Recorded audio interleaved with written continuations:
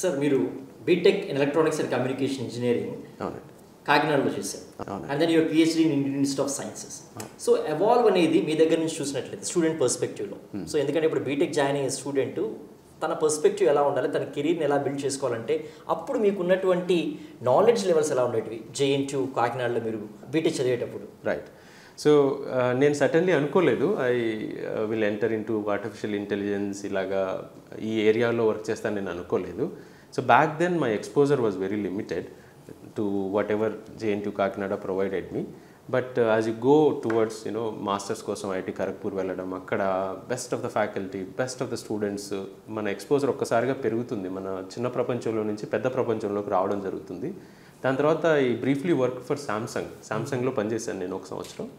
అక్కడ కూడా ఇంకా ఎక్కువ మందిని కలవడం, టెక్నాలజీ ఎటువైపు వెళ్తుంది, ఫ్యూచర్ లీడర్స్ ఎటు తీసుకెళ్తున్నారు, ఇవన్నీ చూడడం, బెంగళూరు లాంటి సిటీలో ఉండడం, ఈ ఎక్స్పోజర్ పెరగడం కూడా చాలా హెల్ప్ అయింది. దాని తర్వాత నేను పిహెచ్డీ చేయాలి, నాకు మొదటి నుంచి అకాడమియా రీసెర్చ్ ఇంట్రెస్ట్ ఉంది, టీచింగ్ రావాలని చెప్పేసి. అందుకోసం పిహెచ్డీ కోసం జాయిన్ అయితే IISc is the best place to do research in India.